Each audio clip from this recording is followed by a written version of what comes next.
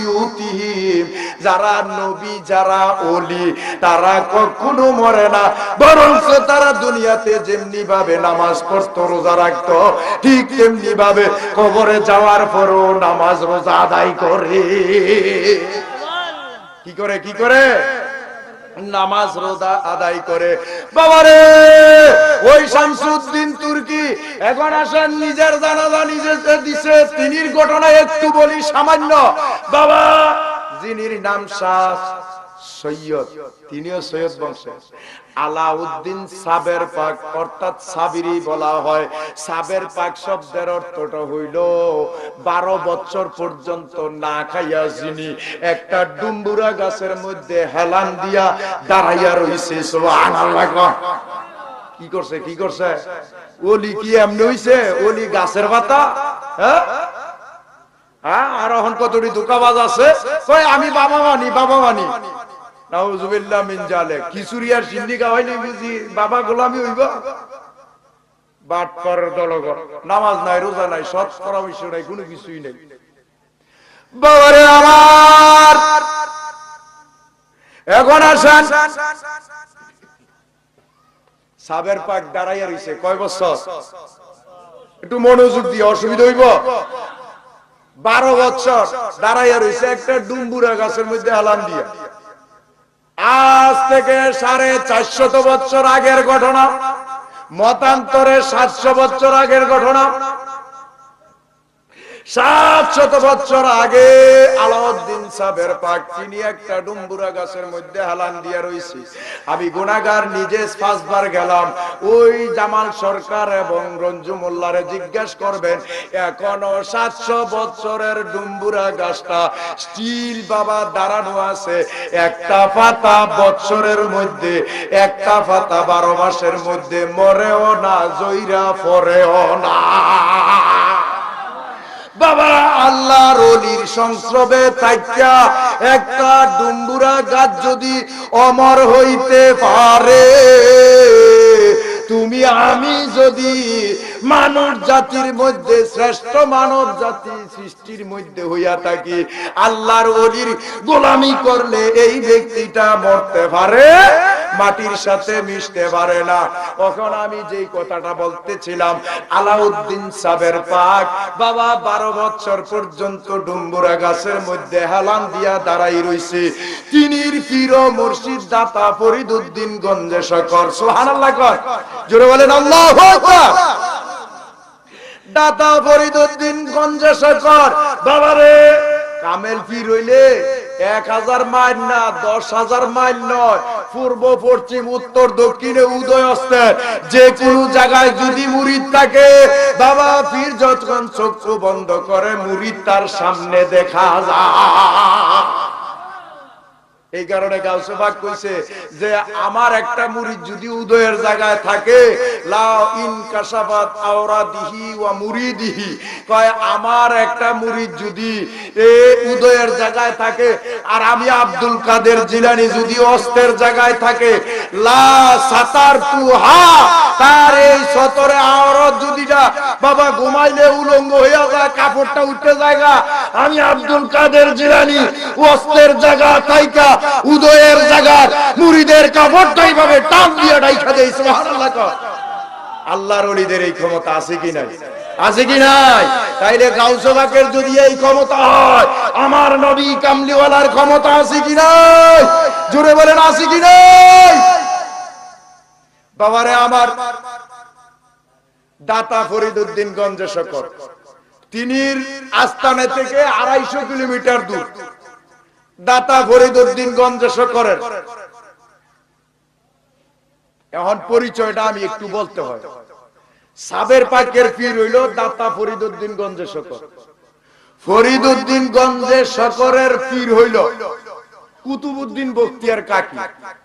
কুতুবউদ্দিন বখতিয়ার কাকির পীর হইছে খাজা গরিবে নওয়াজ। সুবহানাল্লাহ। তাইলে এখন আসেন কুতুবউদ্দিন বখতিয়ার কাকির পীর খাজা গরিবে নওয়াজ, তাইলে রুহানিয়াত সন্তান হইল কুতুবউদ্দিন বখতিয়ার কাকি। কুতুবউদ্দিন বখতিয়ার কাকির মুরিদ হইল দাতা ফরিদউদ্দিন গঞ্জে শকর।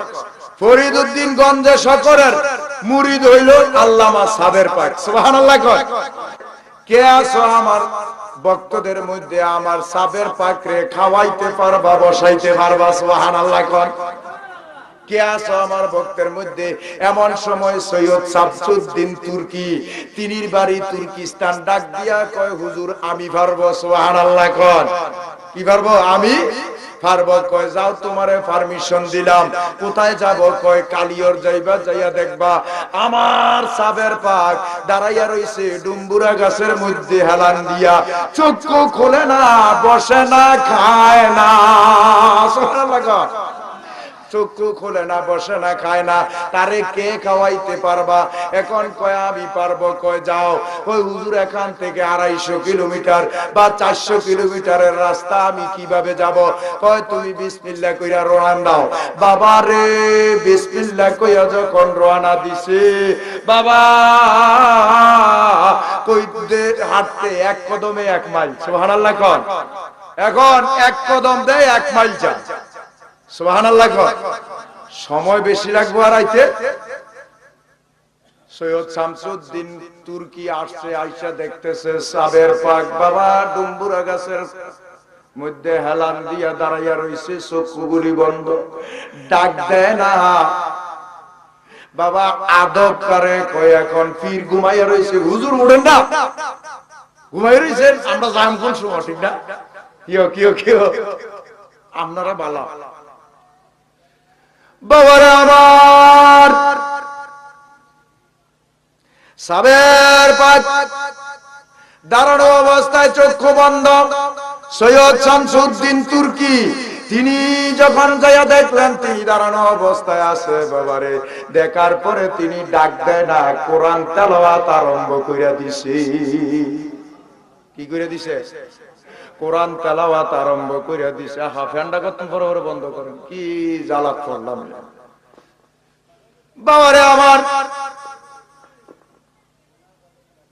কোরআন তেলাওয়াত করতে করতে করতে করতে করতে করতে দাঁড়াইয়া, যেহেতু তিনি দাঁড়াইয়া রইছে, এখন ভক্ত যিনি, তিনি কি আর বইয়া থাকতে পারেনি, তিনি দাঁড়াইয়া দাঁড়াইয়া কোরআন তেলাওয়াত করতেছে। বাবারে কোরআন তেলাওয়াত করতে করতে 9 দিন গত হইয়া গেছে। 9 দিন পরে কোরআন তেলাওয়াত বন্ধ হইয়া গেছে। এখন সাবের পাক চক্ষু খুলছেন, খোলার পরে ডাক দিয়া কয় হে শামসুদ্দিন তুর্কি, তুমি কেন কোরআন তেলাওয়াত বন্ধ করো? বলছি যিনি আওলাদ রাসূল তিনি আবার হুকুম করেছেন কথাটা বলার জন্য, যেহেতু আদব রক্ষা করাটাও একটা কর্তব্য, ঠিক না? আদেশ, যেহেতু তিনি আদেশ করেছেন। বাবারা আমার, আমি কথাটা বলতেছিলাম পীর ও মুর্শিদের সম্পর্কটা কি এবং পীর ও মুর্শিদের প্রতি আদবের যে পরিবেশটা কি। এখন ওই সৈয়দ শামসুদ্দিন তুর্কি সাবের পাকের পেছনে দাঁড়াইয়া কোরআন তেলাওয়াত করছে একাধারে 9 দিন। কয় দিন? 9 দিন গত হয়ে গেছে। 9 দিন পরে কোরআন তেলাওয়াত বন্ধ। এমন সময় বাবারে আমার সাবের পাক চক্ষুগুলি খুলেন, ডাক দিয়া কয় হে শামসুদ্দিন তুর্কি, তুমি কোরআন তেলাওয়াত কেন বন্ধ করলা? কয় কেন কোরআন তেলাওয়াত বন্ধ করলা? এই কথাটা বলার সাথে সাথে শামসুদ্দিন তুর্কি ডাক দিয়া কয় হুজুর আমার বেয়াদবি মাফ করবেন। বলে কেন? কয় হুজুর 9 দিন যাবত আমি দাঁড়াইয়া দাঁড়াইয়া কোরআন তেলাওয়াত করতেছি, হুজুর আমি আর দাঁড়াইয়া থাকতে পারি না, পেটের খিদায় আমি অস্থির হইয়া গেছি, আমার জবান দিয়া আর কোনো শব্দ আসে না। সুবহানাল্লাহ, জোরে বলি আল্লাহু আকবার। বাবারে আমার কইতে দেরি হইছে। আলাউদ্দিন সাবের পাক ডাক দিয়া কয় হে শামসুদ্দিন তুর্কি, না রে না, হে বাবা আমার কারণে আল্লাহর জমিনের মধ্যে কোরআন তেলাওয়াত বন্ধ হবে তা হইতে পারে না। বাবা একটা কাজ করো, কি আমি যে ডুম্বুরা গাছটার মধ্যে দাঁড়াইয়া রইছি, হালান দিয়া রইছি, এই ডুম্বুরা গাছের থেকে তুমি ডুম্বুরা পারো, ফাইরা তুমি সিদ্ধ করো, খবরদার লবণ মরিচ দিতে পারবা না। সুবহানাল্লাহ। সাধনা কাকে বলে? সাধনার জগৎ কি? এই ওয়াজ তো এখন করার যেহেতু পরিবেশ নাই। বাবারে আমার সিদ্ধ করো। এখন ডুম্বুরা পড়ছে, পাইরা বাবা সিদ্ধ করছে, করার পরে প্লেটে নিছে নিয়ে সাইরা দাঁড়াইয়া রইছে। সাবের ভাই ডাক দিয়া কয় বাবা খাও খাও। কয় হুজুর বেয়াদবি মাফ করবেন, হুজুর আপনি হইলেন আমার পীর মুর্শিদ, আপনি যতক্ষণ পর্যন্ত ভক্ষণ না করবেন ততক্ষণ পর্যন্ত আমার হায়াত যদি কিয়ামত পর্যন্ত হয় তারপর আমি দাঁড়াইয়া থাকবো, একটা লোকমা ডুম্বুরও খাবো না। এ মিয়া পীর হইতে রইছে, নিজে খাইয়ে বই রইছে, আসেনিও আছে কি নাই? হ্যাঁ, এই যে একটা লোক পাইছি এইভাবে দাঁড়ানো, এটা হইলো পীর মুর্শিদের আদব। সুবহানাল্লাহ কয়, এটা হইলো পীর মুর্শিদের আদব। তাফসিরে রুহুল বয়ান, তাফসিরে রুহুল বয়ান নবম পারার তাফসিরের মধ্যে যাইয়া লিখতেছে, এগুলি আমার খানকাতে আছে। মান আরাদা রুবিয়াতাল জামাল ফালিয়ানজুরু ফি কুলুবিল আউলিয়া, যদি আল্লাহ দেখতে চাও তাইলে আল্লাহর ওলিদের চেহারা কালবের দিকে তাকাও। সুবহানাল্লাহ। ঠিক যেমনি ভাবে আজকের এই পীর ও মুর্শিদ আওলাদের রাসূল আলহাজ মহিব বাবা, তিনি বসা, তিনির দিকে তাকাইলে স্বয়ং আল্লাহ দেখা হয়ে যাবে। বাবারে আমার আল্লাহর ওলি শামসুদ্দিন তুর্কি দাঁড়াইয়া রইছেন, খায় না।